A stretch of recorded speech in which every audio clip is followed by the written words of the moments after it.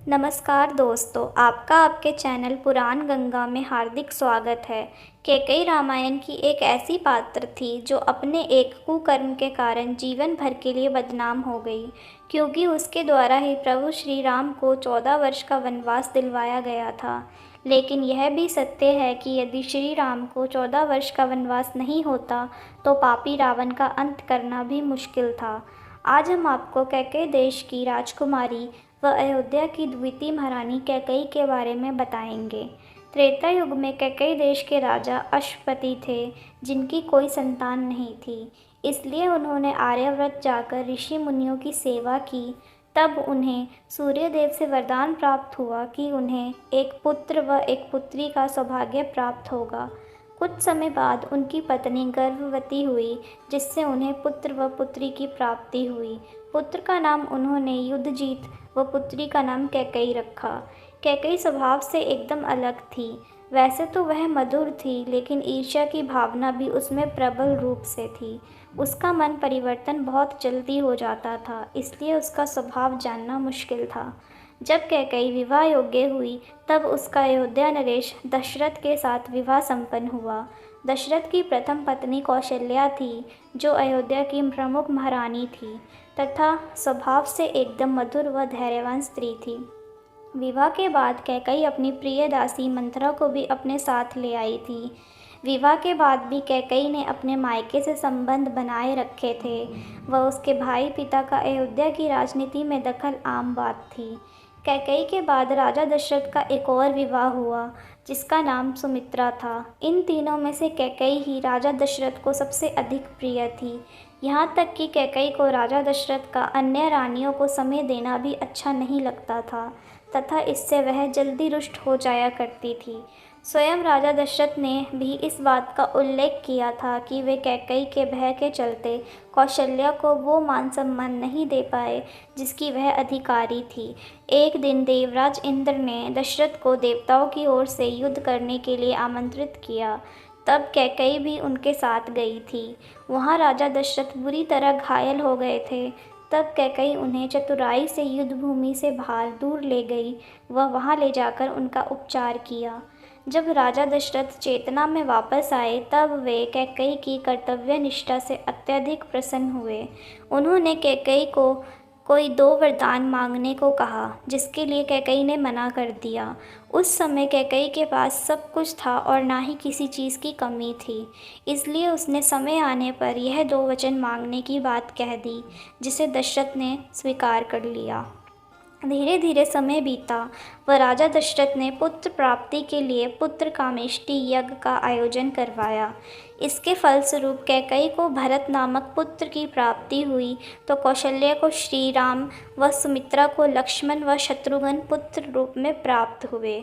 कैकेयी का सभी पुत्रों से समान लगाव था, लेकिन अपने पुत्र भरत के लिए वह कुछ भी कर सकती थी।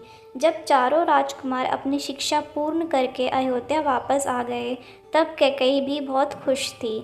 उसी समय उसके मायके से बुलावा आया कि उसके पिता अश्वपति का स्वास्थ्य खराब चल रहा है, इसलिए वे भरत से मिलना चाहते हैं। तब कैकेयी ने अपने पुत्र भरत व सुमित्रा के पुत्र शत्रुघ्न को कैकेयी देश भेज दिया। पीछे से राजा दशरथ ने श्री राम के राज्याभिषेक की घोषणा कर दी, जिसे सुनकर कैकेयी भी प्रसन्न थी। दरअसल वर्षों से यही रीत थी कि राजा का सबसे बड़ा पुत्र ही राजा बनता है। चूँकि श्री राम सबसे बड़े थे, तो वही राजा बनते। इसलिए उसने कभी भी भरत के राज्याभिषेक के बारे में सोचा तक नहीं था। मंथरा, जो कि कैकेयी की सबसे प्रिय दासी थी, उसने आकर कैकेयी के मन में दुर्भावना को बढ़ावा दे दिया।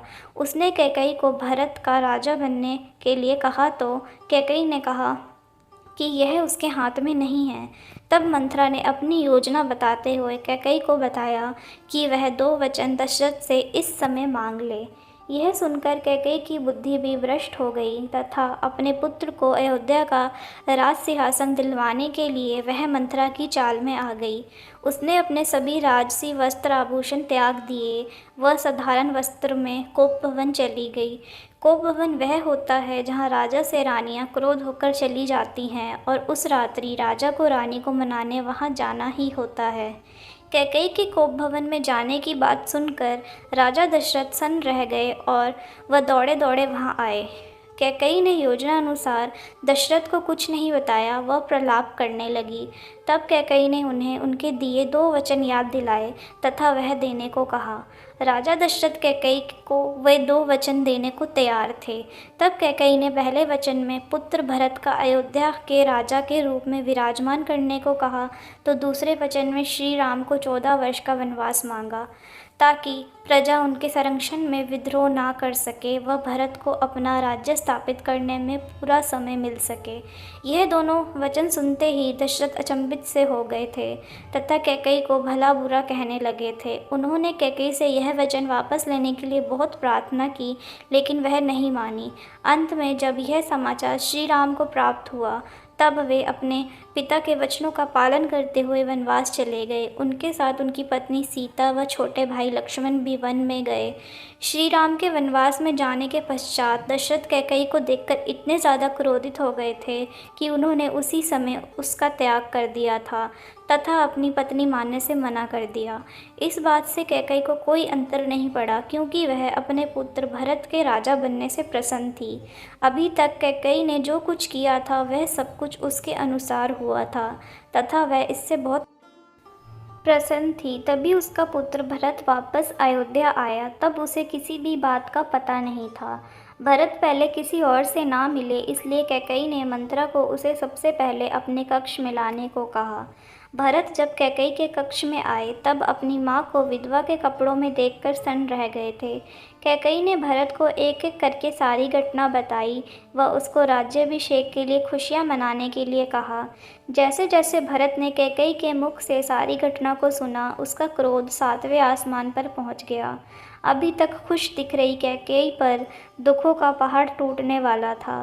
भरत यह सब सुनकर कैकई पर अत्यधिक क्रोधित हो गया तथा उसने अपनी माँ के द्वारा स्वयं पर कलंक लगाने का उत्तरदायी बताया। उसने उसी समय अयोध्या का राज सिंहासन ठुकरा दिया व कैकई को अपनी माँ मानने से मना कर दिया। भरत ने कैकई से कहा कि आज के बाद से वे उसका त्याग करते हैं तथा अब से जीवन भर उसका मुख नहीं देखेंगे। यह कहकर भरत कौशल्या के कक्ष में चले गए। कैकई वहाँ सन्न खड़ी रह गई। अभी तक जो उसने किया था वह सब कुछ धरा का धरा रह गया। अब उसे एहसास हो रहा था कि उसने मंथरा की बातों में आकर क्या अनर्थ कर दिया। इसके बाद भरत ने संपूर्ण राज परिवार समेत श्री राम को वापस अयोध्या लेने चित्रकूट जाने का निर्णय किया। वे कैकई को साथ नहीं लेकर जा रहे थे, लेकिन कौशल्या के आग्रह पर मान गए। वहां पहुंचकर कैकई ने श्री राम के सामने अपनी भूल के लिए क्षमा मांगी, लेकिन श्री राम के चरित्र को देखकर द्रवित हो उठी। उसने देखा कि श्री राम के मन में उसके प्रति कोई भी बैर भाव नहीं था। कैकई ने सभी के सामने अपने दोनों वचन वापस ले लिए तथा पूर्ण अयोध्या लौटने को कहा, किंतु श्री राम ने यह कहते हुए मना कर दिया कि उन्हें दिए वचन केवल उनके पिता ही वापस ले सकते थे, जो कि अब जीवित नहीं हैं। इसलिए उन्हें 14 वर्षों तक वन में ही रहकर जीवन यापन करना होगा। इसके बाद सब खाली हाथ अयोध्या लौट आए। भरत अपने सिर पर श्री राम की खड़ाऊ रख कर लाए व उसे अयोध्या के राज सिंहासन पर स्थापित किया। इसी के साथ भरत ने अपने भाई श्री राम की भांति अयोध्या के निकट नंदीग्राम में 14 वर्ष तक एक वनवासी की भांति जीवन बिताने का निर्णय किया। जब कैकई ने यह देखा तो वह भी अपनी भूल का प्रायश्चित करने भरत की कुटिया में गई व उससे क्षमा मांगी। उसने भरत से उसके पास ही कुटिया में रहकर प्रायश्चित रहने के लिए विनती की, किंतु भरत ने उसका मुख तक नहीं देखा व वापस लौटकर राजसी सुख भोगने को कहा। जब कैकई वापस राजमहल में आई तब वह सूना पड़ा था। उसके पति की मृत्यु हो चुकी थी। 2 पुत्र वन में थे। स्वयं का पुत्र भी वनवासी बनकर जीवन जी रहा था। कौशल्या व सुमित्रा गुमसुम रहती थी। केवल कैकई अयोध्या के राजमहल में पागलों की भांति घूमती रहती व रोती रहती थी। वह दंड पाने के लिए तड़प रही थी। उसके पुत्र ने उसे बिना दंड दिए उसे यूं ही छोड़ दिया था, जो उसके लिए और भी दुखदायी था। राजमहल में कोई भी उससे बात नहीं करना चाहता था। वह अकेली रहती व अपना जीवन यापन करती। जब 14 वर्ष बीत गए तब श्री राम वापस आए व कैकई को एक आशा की किरण दिखी। वह श्री राम के सामने जाने से बहुत लज्जित थी, लेकिन जब श्री राम ने उन्हें देखा तो उनकी चरण वंदना की। उन्होंने श्री राम से क्षमा मांगी, लेकिन श्री राम ने उन्हें रोक दिया। इसी के साथ श्री राम ने कैकेयी का खोया हुआ मान सम्मान पुनः लौटाया। वह भरत को भी आदेश दिया कि वह कैकेयी के साथ पूर्ण बात करे। भरत अपने भाई की आज्ञा को ठुकरा न सके। वह कैकेयी को पूर्ण अपनी माता के रूप में स्वीकार कर लिया। इसके बाद कैकेयी कई वर्ष और जीवित रही। अपने इस जीवन काल में उसने श्री राम का राज्याभिषेक, माता सीता का वनवास, लवकुश व अन्य पोतों का जन्म, माता सीता का भूमि में समाना व श्री राम का लवकुश को अपनाना इत्यादि देखा। उसके बाद उसने शांतिपूर्वक अपने प्राण त्याग दिए थे। वे परलोक सिधार गई थी। यह थी रानी कैकेयी के जन्म से मृत्यु तक का सफ़र। दोस्तों, अगर आपको मेरा आज का ये वीडियो पसंद आया है तो वीडियो को लाइक कर दीजिए, परिवारजनों के साथ, दोस्तों के साथ शेयर ज़रूर कीजिएगा और मेरे चैनल को सब्सक्राइब करना मत भूलिएगा। मिलते हैं अगले वीडियो में। जय श्री राम।